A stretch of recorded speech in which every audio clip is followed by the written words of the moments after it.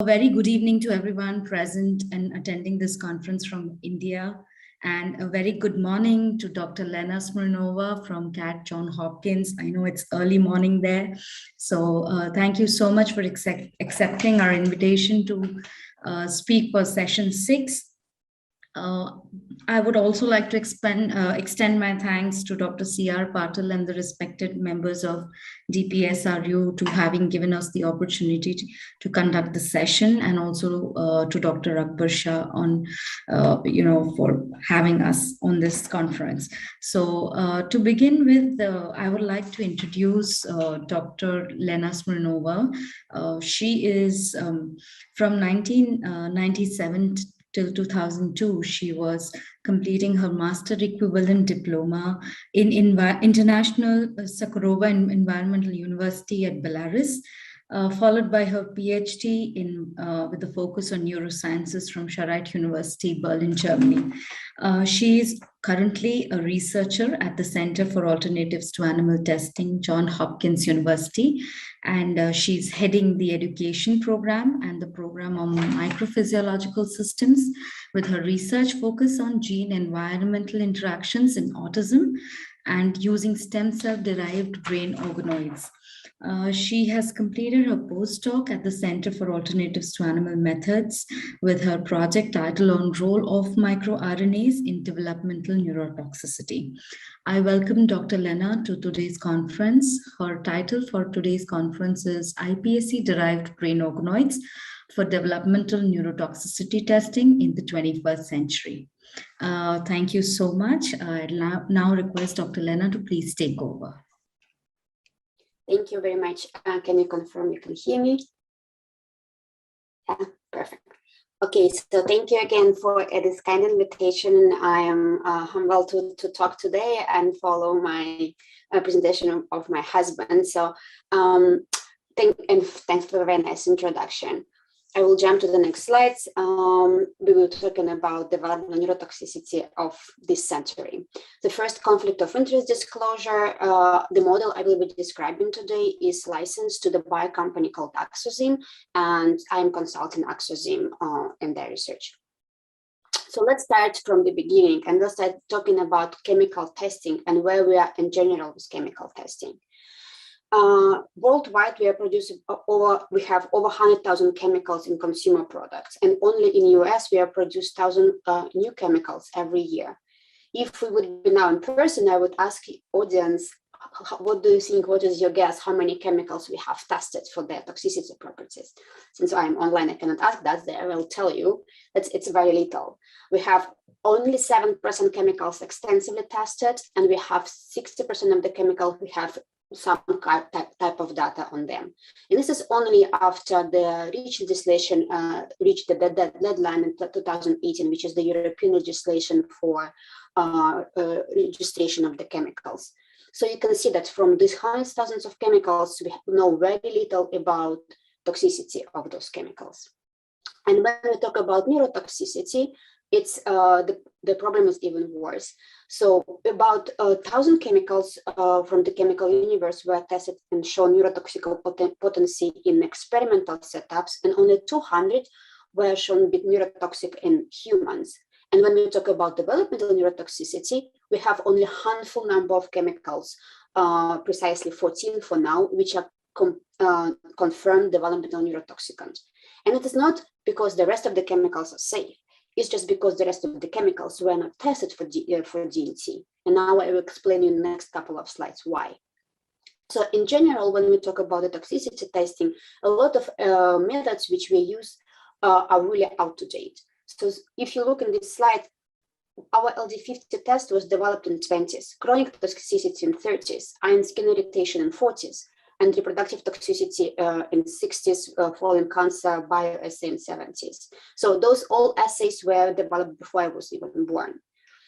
And when we talk about developmental neurotoxicity, keeping in mind in the background that over 90% of clinical trials are failing, and if we talk about the brain, for example, Alzheimer clinical trial, the ratio is 95%, and we still don't have a cure for Alzheimer.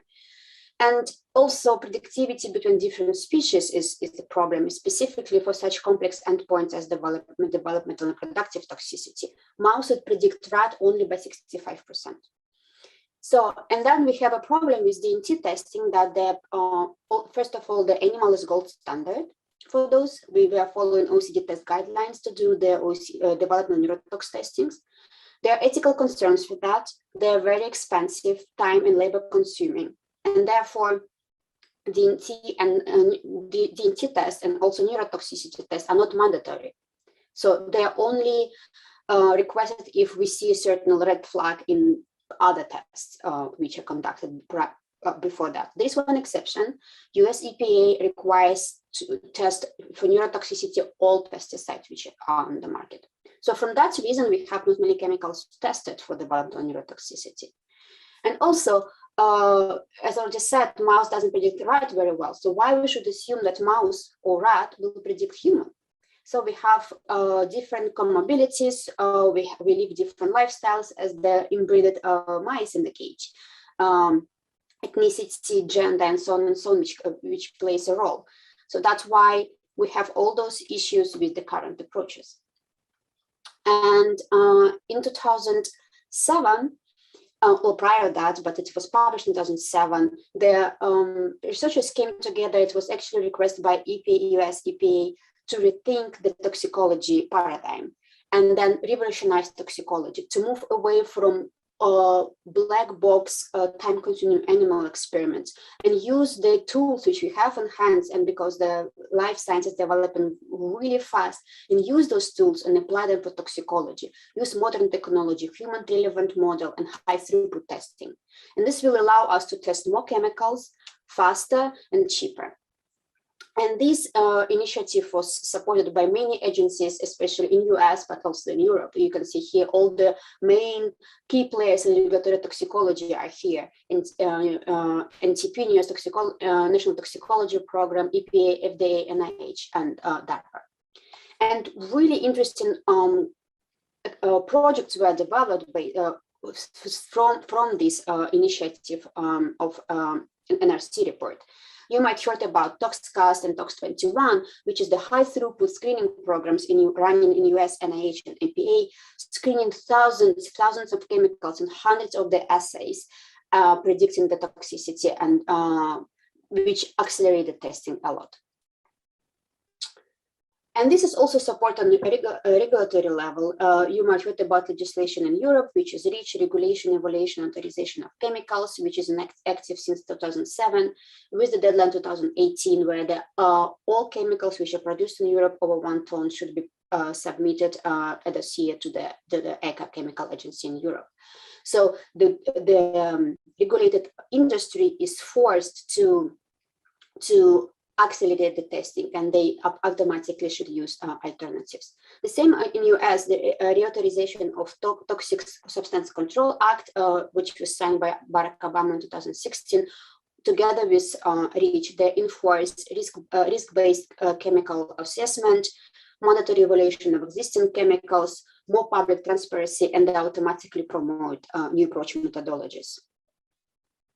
So what are those new approach methodologies? Yeah, there's many of them, and we can talk about computational toxicology, metatoxicology. Today we'll focus on microphysiological systems, or MPS, as a part of new approach methodologies. And our vision is, yes, we have to replace animal testing, but we cannot replace them with a simple two-dimensional cell cultures. And partially, you might heard from Thomas an hour ago why the cell cultures have, which problems we are having with cell cultures, artificial cell lines and monolayer cultures. So therefore, our vision and our goal is to replace the animal testing with microphysiological systems, so advanced cell cultures, let's say. But it's also not enough. We need to apply also computational bioinformatical tools and apply systems biology and toxicology approaches in combination with microphysiological system to get a full picture what is going on mechanistical level to apply to perform mechanistical toxicology. So what is microphysiological systems? Microphysiological systems is an umbrella term, and what is recapitulate organ or organ functional unit. And the most important microphysiological system recapitulate the functionality of the organ. And there are different types of it. Yeah, so it's microfluidic system where you have a perfusion and stimulating the blood flow, for example, or movement of the organ, for example, a lung or heart in organ on a chip system. Body on a chip, it's a combination of different chips together to recapitulate many organs together. For example, you will have liver to metabolize the chemicals, kidney to excrete the chemicals, and then heart to pump the blood around, and so on. And those studies are ongoing in many different laboratories. 3D cultures, organotypic cultures, again, recapitulating the architecture and functionality of the organs, spheroids and organoids. And Thomas mentioned it already. So we met in 2019, it was a workshop in Berlin where we discussed where we are with microphysiological systems. And it was nicely covered recently in Science. So if you want to have a crisp summary of this workshop report, please follow the Science article and you can see where we are, what are the challenges, and what are the next steps in microphysiological systems. And again, as Thomas already mentioned, we are organizing. Actually, that meeting in Berlin, we discussed with the main stakeholders that we need to have an annual meeting to discuss these fast developing tools, and also we need to have a society around that. So, and this is therefore we established as we are establishing, it's not established yet, a series of MPS World Summits toward formation of the MPS International Society. And we had so far 2 virtual events, and the first meeting will be in New Orleans in 2022.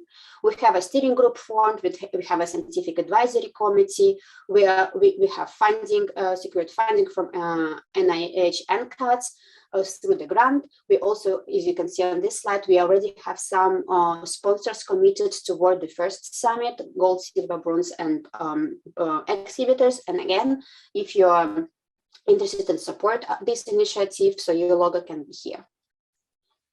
Briefly, what we discussed in our virtual pre-events. So the first virtual pre-event was focused on MPS toward regulatory acceptance. So what should be done to harmonize, to validate those MPS technologies, to make regulator accept them. And you can see the panelists. We have presentations from young scientists, and we have a panel discussion. You can see the lineup of the panelists, really key players from different regulatory agencies. And a second event, which just took place this Thursday, we focused on the new developments of the cell culture and also bioengineering part of it. And again, it was really nice attended. We had over 570 registrants and over 600 people were live attending that, live on Zoom. And again, great lineup of the panelists discussing the MPS. So here, mark your calendars for June 2022. I hope you can make it to New Orleans, a great city with jazz music, to learn even more about MPS in person. And here I just listed some themes which will be covered in this 4.5 days conference. And below you can see the link where you can find more information. So now let's move to brain, and talk about brain microphysiological system, specifically about brain organoids and how we can use brain organoids for developmental neurotoxicity testing. So this is the brain organoid cartoon, which was recently published, actually also by my co-workers, Thomas Hartung and Helena Hochberg. So you can see that this is a very versatile tool. We can use brain organoids to study different cell types of central nervous system, neurons, astrocytes, all the supporting cells. We can study histoarchitecture, synaptogenesis, functionality, and communication. And also we can look into the drug treatment and screening, as well as toxicity testing of the chemicals. By putting the brain organoids on the multi-electrode array, where we can measure the electrical activity in the brain organoids, we can study the functionality of the systems. Historically, our lab started to do 3-dimensional cultures when Helena Hochberg and Thomas Hartung established the lab at CAT, which was around 2009. And with the secure of NTP and FDA support, financial support, Helena developed, adapted RAD 3D reaggregating cultures in our lab to study flame retardants. And she used omics technologies to analyze the network and perturbation signatures after the exposure to flame retardants. So why flame retardants? At least in the US, flame retardants are added to every piece of furniture and mattress, and even to pajamas of the babies, to reduce flammability of these pieces of furniture or clothes. But those chemicals are not, they have so much, amount is so high in our furniture, but they're not properly studied. And recently, the original polybrominate flame retardants were replaced because of the concern to be developmental toxic.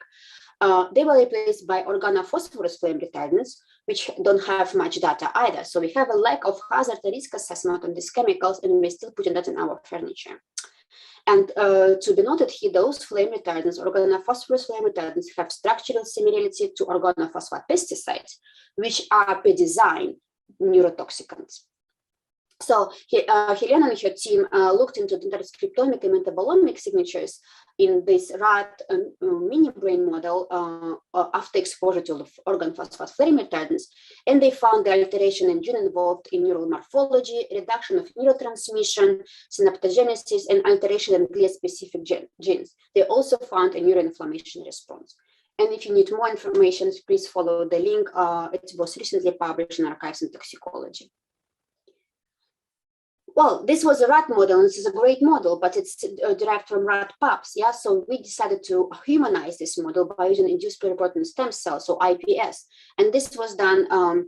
This grant was received by Thomas and Helena from NIH NCATS, and David Pamirs, who's here in the picture, was conducting the experiments where we differentiated IPS into the neuroprogenitor cells first, and then we put those neuroprogenitors in a single cell suspension on a shaker. And due to gyratory shaking, they form these tiny, tiny little dots, as you can see in this picture, in a 6-hole plate, and those are brain organoids, which you call brain spheres. So what are the brain spheres? They have also types of the central nervous system, different types of neurons, astrocytes, oligodendrocytes. They don't have microglia, but we can add it, and we have experiments done on that already. What makes our model particularly interesting is that it has myelination. Around 40% of the axons in our model are myelinated. It's very controlled in terms of the size and the cellular composition. And since we have IPS as an original cell, we can use different genetic background for those brain spheres. And this is the short summary of all different kinds of projects we are working on together with our collaborators within Hopkins, outside Hopkins, using this model. I'm not going to talk about all of them. I will focus only on DNT as a topic of my talk and briefly touch on gene-environmental interaction. So again, how can we replace animal testing for DNT with in vitro?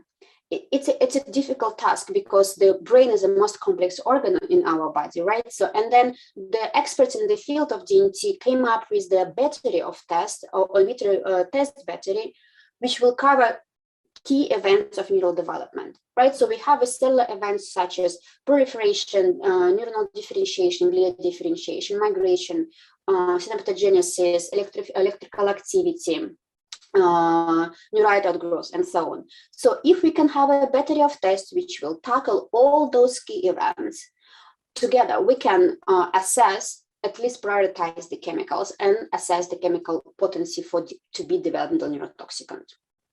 So, and this is a table from the publication, which I referenced to the left, showing that there are different tests already developed. And this look for you as numbers, there's random numbers and letters. So this column shows name of the test, and it means it was developed in different cell types, in different laboratories. Some of them are rodent, some of them are human. And this letter code and color code shows you the readiness of this test, how ready it is to be implemented in DNT battery of tests. And you can see that some of them are still not ready, including human 3-dimensional cultures, myelination, synaptogenesis, and so on. So looking at that table and looking at all this diversity of the tests which are already there, and looking back to our model, we thought, wait a second, we actually have we can cover with our brain organoid model most all of those key events which are needed to prioritize the chemicals for DNT.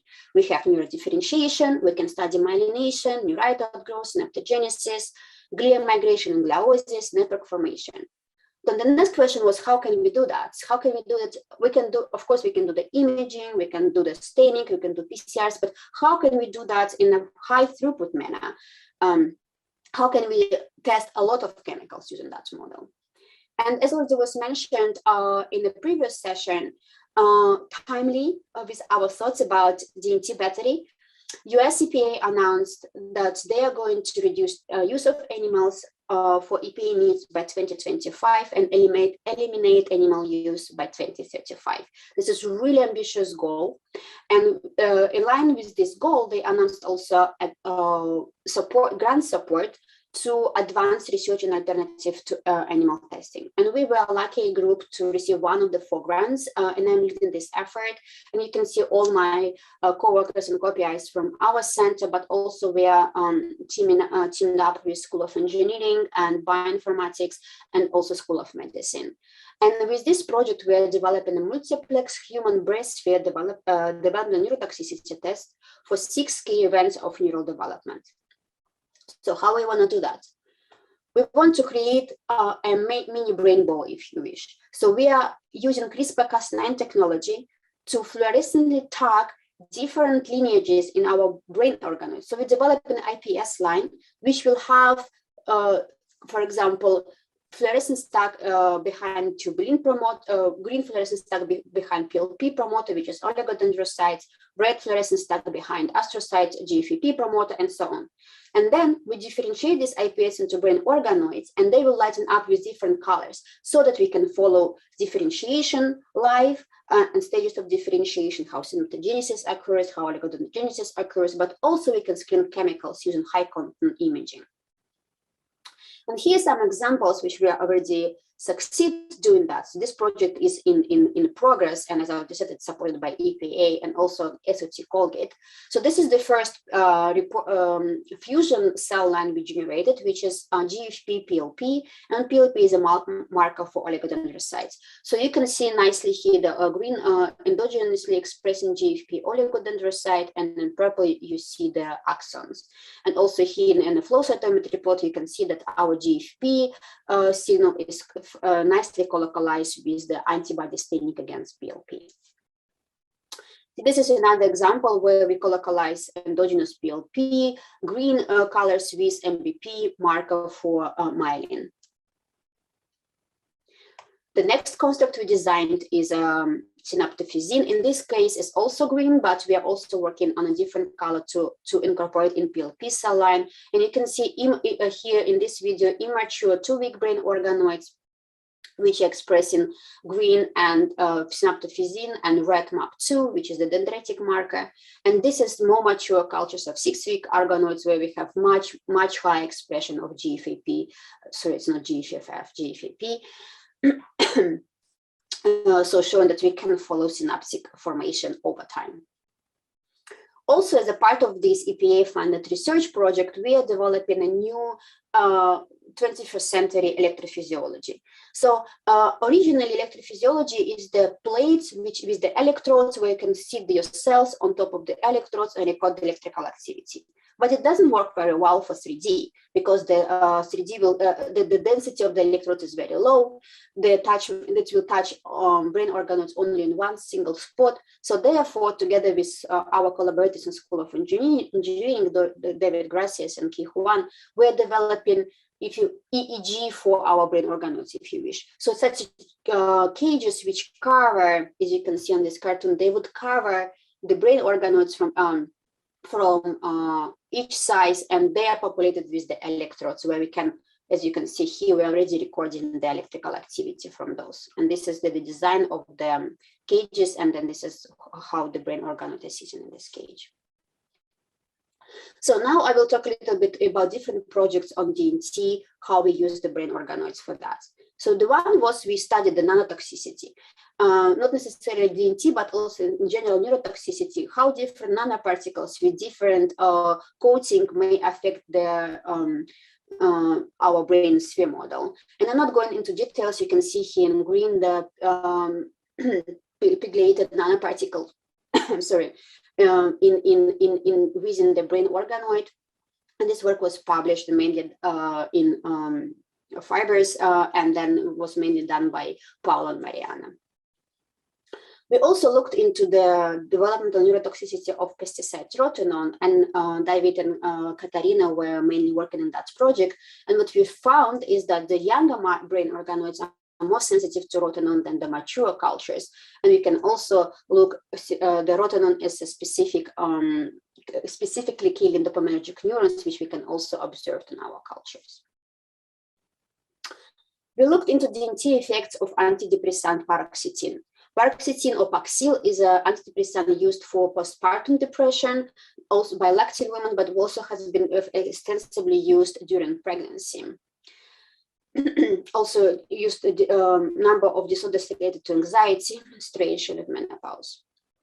And what we found is that paroxetine reduced the neurite outgrowth. So this is the assay we developed with the brain spheres. So basically we plate the brain spheres on the plate, let them attach, and when they have the matrix they attach to, they start to let the neurite to grow out, to look for neighbor cells, to look for new connections. And then you can measure and quantify this the length and density of those neurons with high content imaging. And then you can compare how the chemical or drug treatment can affect that.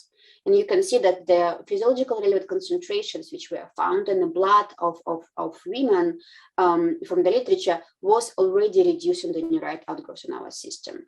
And also it seems that it's increasing slightly the GFAP, suggesting that we have probably gliosis going on. We also looked into synaptogenesis after long-term exposure to paroxetine, and you can see here we quantify the synaptic pointer in the cell cultures, and if you compare that to the control, you can see significant reduction by paroxetine, 20 and 60 microgram per milliliter, and which was comparable with the clopidogrel, which is non-chemical to affect synaptogenesis. As already mentioned, our model has myelination. And then we said we need to use this opportunity to establish a myelination assay. You can see here the electron microscopy picture where we have a nice wrapping of myelin sheets around the axons. And what was done mainly by Megan and supported by Serjan and Helena and minor support from Roche and Colgate, we established the assay where we can quantify myelination. So you can see here myelin-based protein staining in control treated samples and samples treated with cuprizone, which is a non-demyelinating agent. And you can see how the myelination is going down while the axonal staining is still present. So, and by overlapping these two, we can quantify the myelination percentage in different cultures upon the chemical exposure. And this work was also recently published by Megan. So follow the link to follow this publication. So in the last, I would like to talk briefly on how we can use the brain organoids for neurological disorders and specifically for autism. I'm interested very much in autism and especially in brain environmental interaction for autism. Why? So you might know that autism prevalence is strongly increased over the last decade. And now US Center for Disease and Prevention, Control and Prevention, CDC, report that 1 in 54 children born in the US is diagnosed with autism. So this number and this huge increase can be explained only by better diagnostics. It can be explained by difference in genetics in such a short period of time. Of course, there is a huge component of genetic component and heritability in autism, but environmental plays also a role. But there is no single environmental chemical which was absolutely confirmed to cause autism on its own. So therefore, our hypothesis is that it's gene-environmental interaction. So you have a certain genetic predisposition to develop autism, but only in combination with certain environmental stress, you will develop the disease. It will trigger the disease. Or if your genetic predisposition is strong enough to have a disease with the different exposures or environmental stressors, you can aggravate the symptomatic and put the people in different spectrum of this disorder due to environment. So, and then we wanted to study the gene-environmental interaction in autism, and then we discuss where can we start? The autism is such a multigenic disorder, so it's hundreds of genes which are associated with autism. Where should we start? And we decided to look into the high-risk autism genes.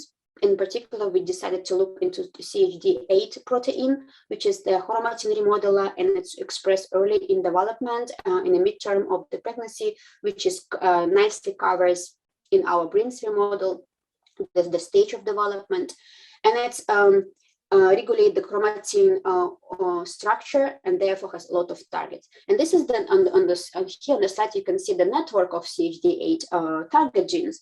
And interestingly, a lot of those targets are also autism risk gene. He highlighted his in black. So being itself an autism risk gene, it regulates also a lot of autism risk genes. And as an environmental exposure, we decided to look into chlorpyrifos. It's a very debated compound. It was finally banned in US by US EPA only this summer, or after years of discussion. Chlorpyrifos is suggested to be developmental neurotoxic and lead to the neurological perturbations. So this is two components we have: CHD8 as a genetic background, and chlorpyrifos and its active metabolite oxone as the chemical exposure. And to do so, we team up with Dr. Herbert Lachman, who developed the IPS line where he knocked out the CHD8 gene. So he developed a heterozygote knockout, CHD8 plus minus, and we received this cell alongside with the control cell line CHD8 plus plus. Sorry, it's a mistake on the slide again. It should be knockout as a second line.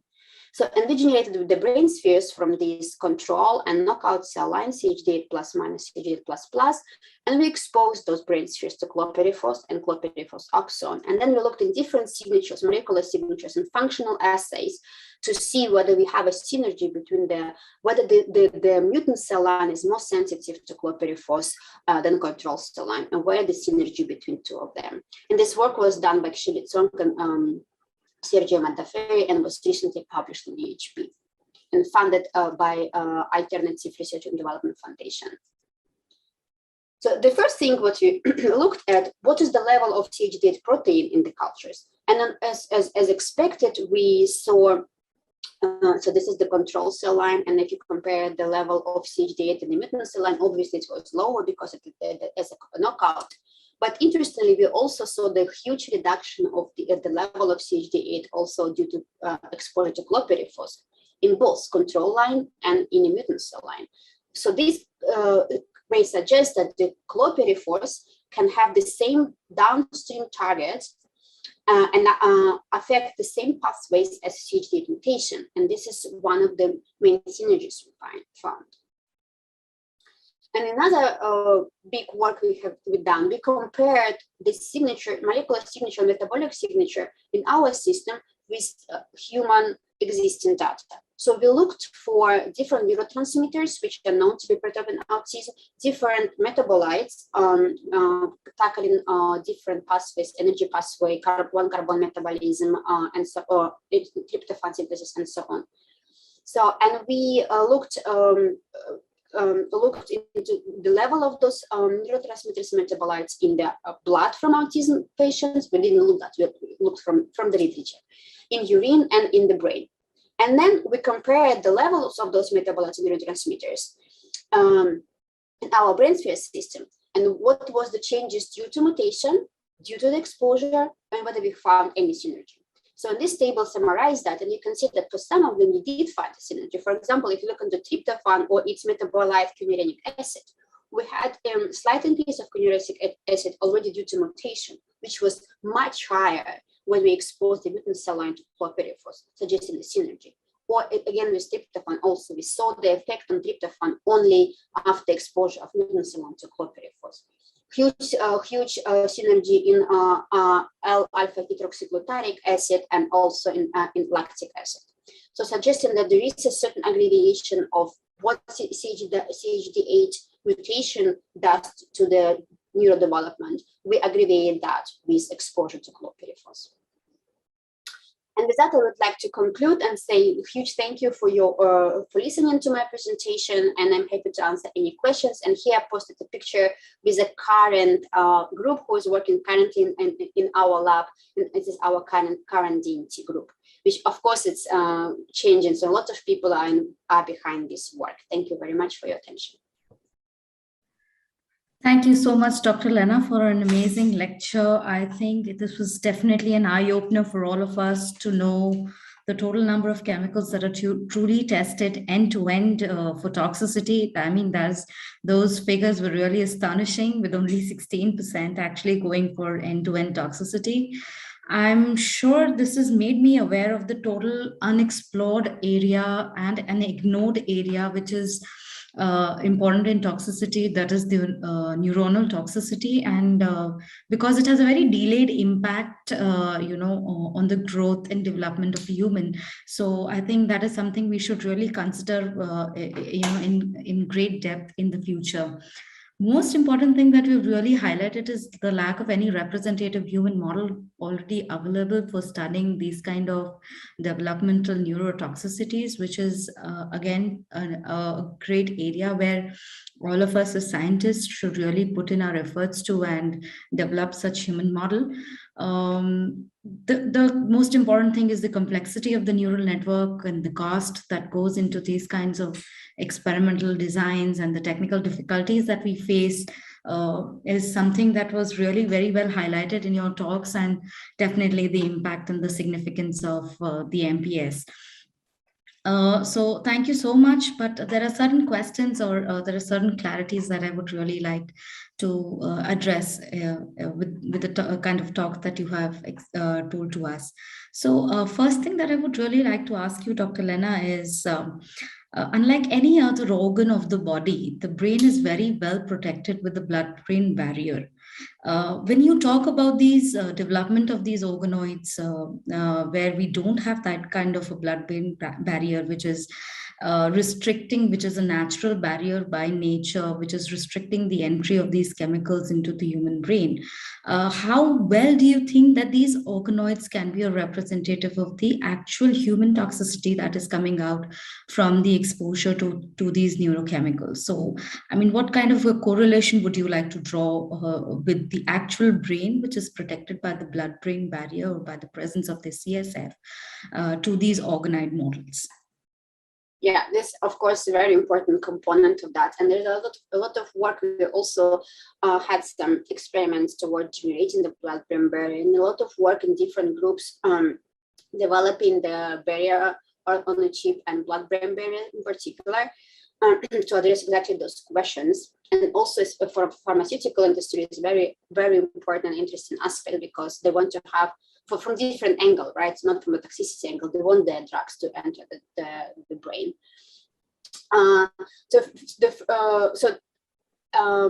lot of chemicals are actually passing the blood-brain barrier. For example, like chlorpyrifos or lead, and also another point, we are looking into developmental neurotoxicity, which has different stages. So we always should keep in mind which answer my model can give me. And we are looking into embryo and fetal development, where the blood-brain barrier is not formed yet properly. So we're looking into where this is not functioning as supposed to function in an adult organism. Okay, so I think that is very important point that you have made, that you're looking at the developmental neurotoxicity, where we have not seen, where the fetus is under the developmental stage. So on that front, one thing that I would really like to ask you is the study that you have shown where you have used chlorpyrifos and at different concentrations.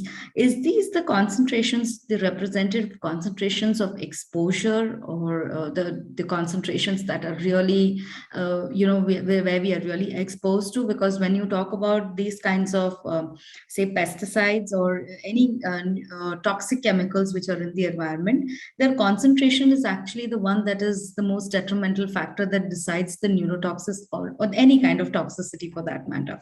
So how have you really worked out on finding out the concentrations of these chemicals, and your experimental design, has it been focused more to the realistic concentrations of exposures, or are they just because you want to study the effect of the toxicity that you've used a high dose concentrations to really understand the impact, the genetic impact?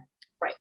Well, in our lab, we're doing actually both approaches. So in this particular project on autism, we used very short exposure, which was only 24 hours. Therefore, we had to do high dose, which is not a relevant dose, that's for sure. But this was just a model to see which toxicity pathways we can induce. But we have a lot of work also on, we are looking into the more human relevant exposures. For example, we have now work ongoing with support from FDA on metal toxicity, and in particular metal mixture toxicity, where we're working with the concentrations which are on water level, accepted water level by EPA. So this is the concentrations we are using in our system, and also which are actually lower than, for example, Superfund sites. This is certain areas in US defined as Superfund where you have accumulation of certain chemical. So for example, we know that we're working with concentrations which are below blood level, for example, talking about lead, and that's a particular aspect. So for example, we're working with lead concentrations which is below concentration which is found in blood in children from Superfund sites. Mm-hmm. So we have, for example, paroxetine I've shown. This was also physiological relevant concentration. We performed a literature search and found what was found in the blood from women who was taking this drug, and we applied this concentration. But this was long-term exposure, so we exposed them for an entire period of differentiation for 8 weeks.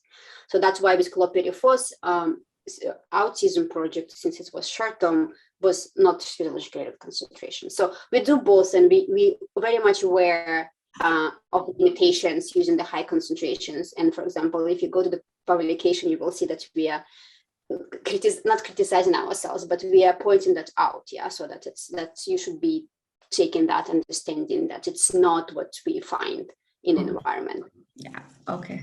So yeah, I think thank you so much for clarifying all my doubts related to the study and the use of organoids, brain-derived organoids.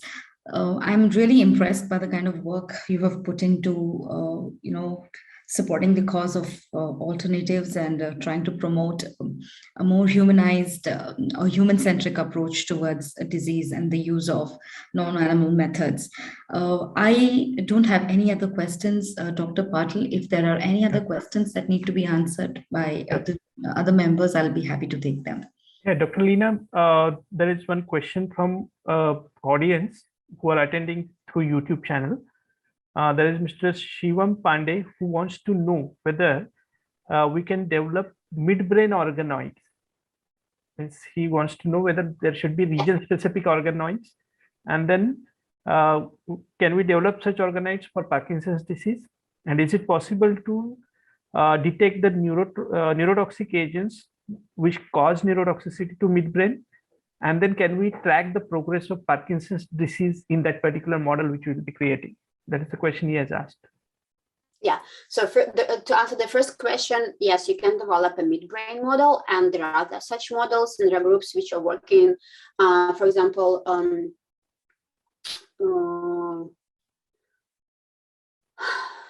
Dr. Song, who is very much in IPS field. So he has, for example, different regions. He developed different regions, including the midbrain. Dr. Praska also group has different regions, and also there is a next step of the brain organoids, which are called assembloids, where the people develop in different regions separately. So you will have a cortex organoid, for example, and another region organoid, and then they put them together. Or, for example, you have organoids with predominantly excitatory neurons and then predominantly inhibitory neurons. They put them together and let them migrate to each other, and it's called assembloid. So this is like a next level of complexity, a next step to that. in terms of the Parkinson disease, one might wondering, oh, actually, it's the neurodegeneration you're having developing model, right? So our model represents embryonic development. We are not on the level of mature brain, obviously. But people who are doing, and there are a lot of groups working on neurodegeneration, Alzheimer's and Parkinson. And people who are working on that, they argue that development and neurodegeneration has very much in common. So you can, they apply also, they're trying to senescence the model, but also still using that model, you can answer a lot of questions for neurodegeneration.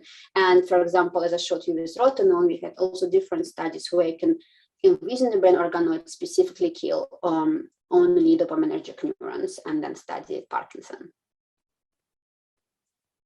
Thanks a lot, Dr. Lena. Dr. Pratiksha, we can conclude this session with your remarks now, please. Thank you, Dr. Patil. So first of all, Dr. Lena, thank you so much for this session. It was a beautiful and an interactive session, a great insight into the development of brain organoids using induced pluripotent stem cells. I thank the organizers of SAAEI for organizing this beautiful session and giving an opportunity to all of us to be present over there. I thank the members of the DPSRU University who have taken the charge of the smooth conduction of this conference. Thank you so much, everyone. It was nice to be a part of this conference. Dr. Patil, I'll hand over to you. Thank you. Yeah, thanks a lot, ma'am. I think Dr. Akbar Shah sir is there. I request him to unmute and please take charge of the dais. Dr. Akbar Shah sir, are you there? Hello. Okay. Coming Patil, I will just join. Yeah. So, yeah, thank you. My dear speakers, chairpersons, and participants, I should say good evening to all from India, and even to those coming from Europe, and good morning to those who come from USA. And we have had a very wonderful day and a session. Though we started in the afternoon at 2 o'clock after lunch, we went up to this time. It is now it is almost 7:30 and 8:30, right? Yeah, it's 8:30. So the whole day, 6.5 hours, have been very rewarding exposure to various facets and issues in alternatives to animal experiments. We have had a very important and interesting inaugural session with Dr. Raisuddin initiating the program with his brief address about the way the society was started and how it has been functioning, and what is the stage at which society is now and what it is expected to take to.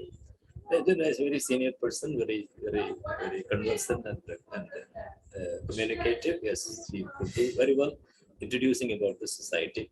Well, I of course did give a brief introduction about the background of the society and the way and why it was started and how it was going, and also about the brief introduction about the proceedings expected of the day. And Dr. Goel, the Honorable Vice Chancellor of Delhi Pharmaceutical Sciences and Research University, very simple, very simple, I would say. He could very easily communicate with the people. He has a lot of things to speak about alternatives, both from the positive side and a little bit on the negative side also. As a faculty and a scientist of pharmacology, I am aware for several years that the pharmacology people have some issues with regard to banning animal experimentation, at least at the postgraduate level. Well, he didn't hesitate to say that, and I think the regulatory authorities, the Pharmacy Council and the Medical Council are aware of that, and until now, the PG studies. The experiments are not dropped yet. Well, we had Dr. Gupta, our president, giving a very elaborate account about the state of affairs with regard to alternatives. And he was also talking about the pros and cons. And very emphatically, he was saying that society is not opposed to animal experimentation, and it is subscribing to the 3R concept. So where there is no alternative, replacement alternative, we go for refinement and reduction. And when we don't have any of these three, then we'll have to go for animal experimentation until adequate or suitable alternative becomes available. So it is not anyway a war between pro-alternatives group and on the alternative group. We go a tightrope walking, propagating science of alternatives, and there's no conflict. Yeah, he was very clear about it. And then, of course, we had the scientific session starting. We had 6 wonderful speakers, and of course, the choice was mine. Basically, I should own the responsibility for choosing these as the speakers. And of course, little played a little role on the choice of the chairpersons as well. I gave some freedom to Dr. Patil to choose who would chair which session. So we had 6 wonderful speakers, and the science they were communicating was really very brilliant. I need not be highlighting that each one was very special in his or her own domain or talk. I'm not going to dwell into the content of each one's talk, but I am more concerned about the objective of the society and how, to what extent these deliberations, the 6 speakers and the chairpersons have contributed to the objective of society. Well, the society has been, out of my experience, when some of the senior colleagues, exposure to the alternatives across the globe, we were much particularly concerned about the very slow progress these alternatives was making in India. So that was our concern. So we started the society, and the idea was to sensitize our scientific community, the students, teachers, scientists, and the industry, to the various alternatives available and what kind of progress is made in the developing countries compared to what progress we are making. So that has been the major objective. I'm very happy. My colleagues, the senior colleagues, have been supporting me, and many have joined in this venture.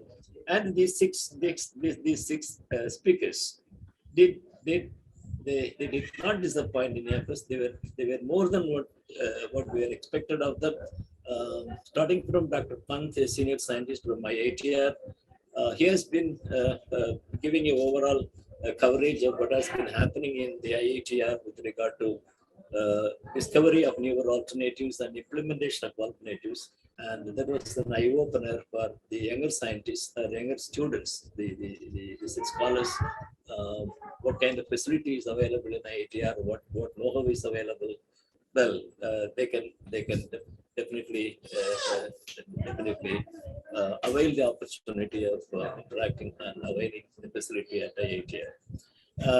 We had a young speaker, Francois Bascarte, coming from Belgium. He is also known to me for a long time. Very, very enterprising person. He was like us, basically a scientist attached to one of the university system, and later, after realizing that there is a lot of more scope available for expanding the horizon of alternative service, particularly the European Union, he took to a kind of a non voluntary organization kind of Ultratox, and though he is still attached with the CART EU, is Center for Alternative Animal Testing Bureau. He is also doing freelance assignment, training, and taking up projects and cracking issues. Very, very nice person, and he could speak authoritatively when things happening in the Europe. We had Dr. Adrian Smith, who is again known to me for several years, ever since I got into this domain. And particularly, he got me attraction when he was recently World Congress on Alternatives he was conferred an award. So he caught my attention, and therefore I invited him, and then he was available. And it is very nice of him to have participated in this. Well, I am always attracted by his approach to animal and non-animal methods. He used to say, "Arrive, inspire before arrive, prepare before arrive." Okay, so these are very excellent slogans or expressions that make you prepare for good experimentation. And he threw open ideas that we have opportunities to interact with the Norigopa. And so it is open for young people and even the society. I have already alerted one of our senior colleagues to associate and interact with the Norigopa so that the society is linked with them. And Mohanan is again a very senior scientist coming from Sri Chitratarnar Institute for Research, and again known to me for a long time. I very deliberately invited him because I knew very well that he has a huge grant coming from the Department of Science and Technology, very specially to develop an organ, a human on chip or organs on chip. And knowing very well his contribution to science for alternatives, particularly organ on chip, I invited him.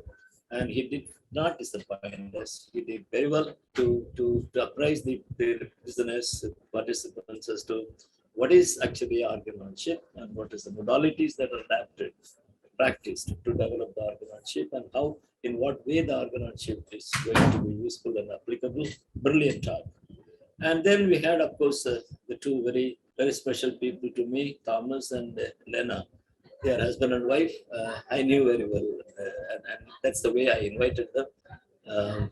So Thomas is in his own way. I am an admirer of Thomas. I have nothing to conceal. I am always overwhelmed by the way he handles the subject, and particularly what he spoke today is close to my heart. A good cell culture practice, because I use cell culture extensively in my research until today and in few years to come. And of course, I am aware of the problems he was highlighting, but the way he was explaining it, well, it's an eye-opener for all of us to be consistent with the kind of quality of the cell that we use and the quality of the experiment that we conducted. Real good science. And Helena, I know her as a postdoc when I had been to the CART, Johns Hopkins, and when she was and her team was doing work on this brain organoid. I have seen them really doing this investigation, and now she is transformed and metamorphosed into a scientist of very high caliber, from a postdoc to a scientist of caliber, and a wonderful science has come out from her. From what we listened to Mohanan about the organ on chip, the introduction to the concept, we have heard from Lena how the organ on chip is really in real world situation, how it was developed, the brain organoid, and how the brain organoid could be of application in neurotoxicity testing, and the different trends in terms of the brain organoid development and the newer versions and applications that are coming up. So I cannot take any more time to stand between you and your dinner. I thank each one of the speakers on behalf of the organizing committee, and of course the society, and the particularly on behalf of the Vice Chancellor, Honorable Vice Chancellor of Delhi Pharmaceutical Sciences Research University. And I thank the chairpersons very profusely, but keeping up the time, and for the nice kind of introduction they gave about the speakers, and the good discussion I appreciate. Particularly the last two speakers, there was a lot of points raised, and they were able to answer the questions. And that should be the way tomorrow, perhaps. There should be a lot of points raised so that issues that are still remaining unresolved may be clarified. So that is what they lead and guidance for the future. You may post the questions in the chat box, and Patil will read it out for the speakers to answer the questions and clarify the points. So having made this little elaborate summing up, I not only thank the speakers and the chairpersons, I also thank the local team, the organizing team from the university, the host institute, Dr. Patil and his colleagues who have done a wonderful job of organizing the whole thing, very meticulously done. And I have, of course, a lot of things to say tomorrow, so I thank them again. Dr. Patil, you can take over and make. Yeah, thank you, sir. Thanks a lot. So thank you for nice sum up of the entire day sessions. Now we are having a dinner break in India here, and that break will be for 30 minutes.